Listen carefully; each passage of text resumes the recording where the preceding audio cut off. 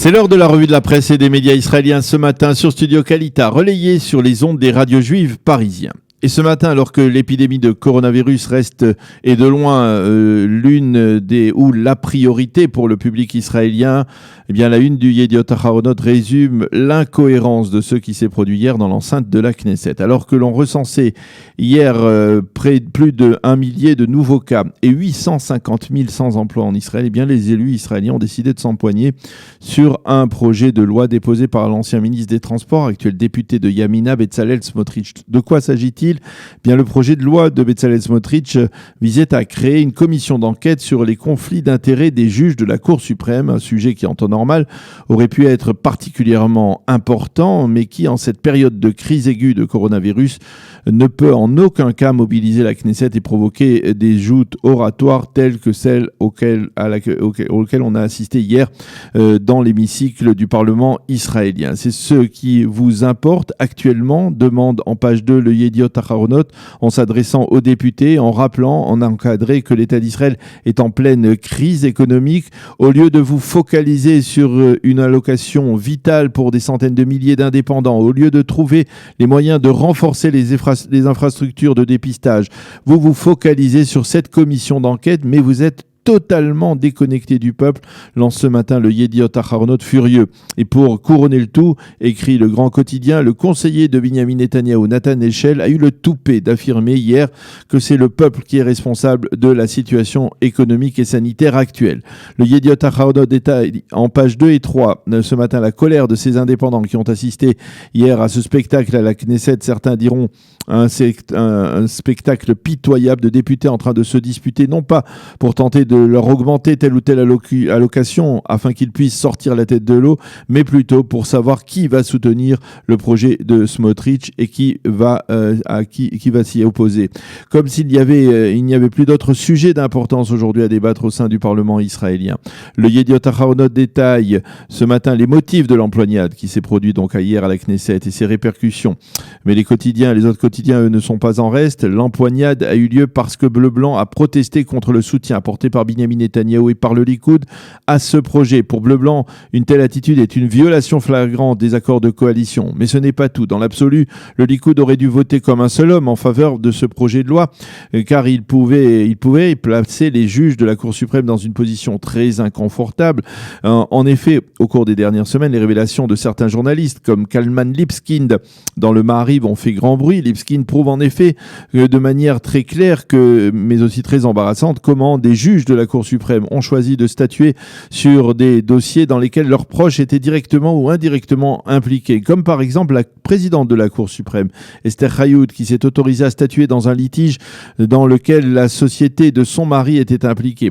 Mais dans le contexte de crise actuelle et en sachant que le projet allait scinder la coalition, le Likoud aurait dû tout faire pour repousser un tel projet venant de l'opposition, écrivent ce matin les éditorialistes. Le problème est que le Likoud a voulu soutenir le projet de loi, mais sans ébranler la coalition. Résultat, après avoir donné comme directive à ses députés de voter pour, Netanyahou et une partie des élus Likoud ont disparu de l'hémicycle au moment du vote et finalement le projet de loi a été rejeté. Ce zigzag du Likoud a excédé Benny Gantz et les députés bleu-blanc, ce qui fait dire ce matin à certains commentateurs dans la presse israélienne que l'attitude de Netanyahou a permis à bleu-blanc de reprendre du poil de la bête. C'est ce que l'on peut trouver en tout cas dans le Haaretz de ce matin. Mais au-delà de la colère de Bleu-Blanc, il y a celle plus gênante pour Netanyahou d'Aryeh Deri, le leader du parti Chasse, et de Moshe Gavni, l'un des leaders du judaïsme unifié de la Torah, qui hier ont tapé du poing sur la table.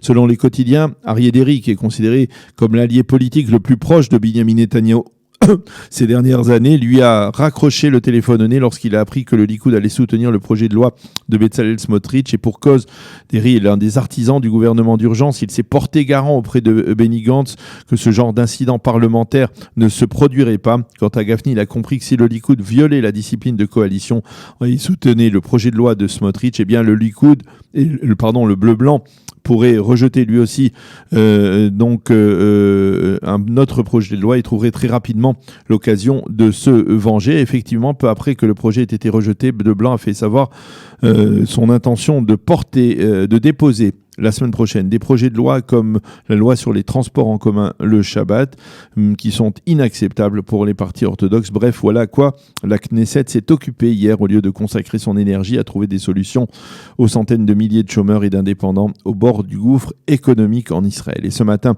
les commentateurs du Yediot Aharonot se lancent dans une attaque en règle contre Netanyahou. Nahum Barnea a écrit à propos de conflits d'intérêts, il n'y en a pas de plus grossier que celui d'un Premier ministre actuellement assis sur le banc des accusés qui ordonne aux membres de son parti de voter en faveur d'une commission d'enquête contre des juges de la Cour suprême. Quant à Hanor Dom, il constate avec dépit et une certaine colère que l'actuel gouvernement d'urgence, celui qui devait sortir Israël de la crise, se conduit de la manière la plus irresponsable qui soit. Quant à Yuval Karni, il constate que Benny Gantz a su réagir fermement à la manœuvre de Netanyahou à propos de ce projet de loi. Et cela se déroule donc au Parlement israélien alors qu'il semble de plus en plus irréversible que l'État d'Israël se dirige vers une sorte de second confinement, même partiel. Le site Ynet titre ce matin: le plan de sauvetage des indépendants devait être annoncé hier, mais il ne sera pas annoncé avant dimanche prochain car les députés avaient donc d'autres priorités. Le Maariv annonce en titre que des quartiers de Lod et de Ramleh ont été placés sous limitation de déplacement ou confinement partiel, tandis qu'à Ashdod, des élus municipaux ont demandé au maire de ne pas prolonger le bouclage de certains quartiers orthodoxes.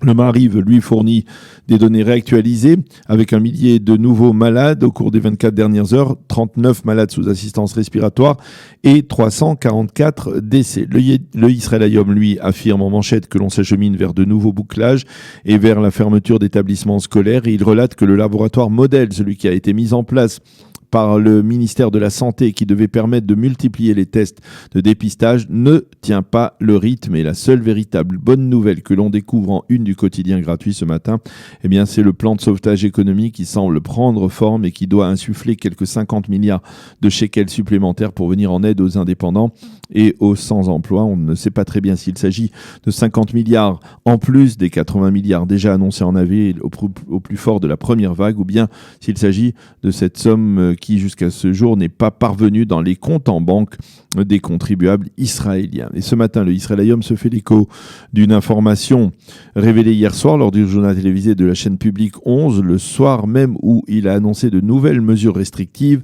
quant au nombre de participants à des fêtes. C'était jeudi soir dernier. Le ministre de la Santé, Yuli Edelstein, a lui-même participé à un somptueux anniversaire de son épouse dans une villa huppée d'Herzliya Pitouar. Et même si de facto il n'a pas enfreint les règles de restriction parce que celles-ci ne prenaient effet que le lendemain matin, eh bien cette attitude prouve une fois de plus, comme l'expliquent les commentateurs, que le gouvernement ne sait pas donner l'exemple et que face à cela, les élus perdent toute forme de crédibilité. Le Israël Hayom, qui consacre ses 15 premières pages à la lutte contre l'épidémie, explique en pages 8 et 9 pourquoi la courbe remonte en Israël et répond aux nombreuses questions que ses lecteurs peuvent se poser. Mais ce matin, les premiers extraits du témoignage d'une haute fonctionnaire, on va dire, des allocations nationales du Bitor Leumi, Karine Shemaya, font froid dans le dos. Chaque matin, affirme-t-elle, je suis confrontée à la peur existentielle de personnes qui n'avaient jamais eu besoin jusqu'à présent du Bitor Leumi et qui d'un coup ont tout perdu. Et le cœur se brise face à tant de détresse sociale, affirme Karine dans une interview qui sera publiée en intégralité demain dans le Israël Hayom.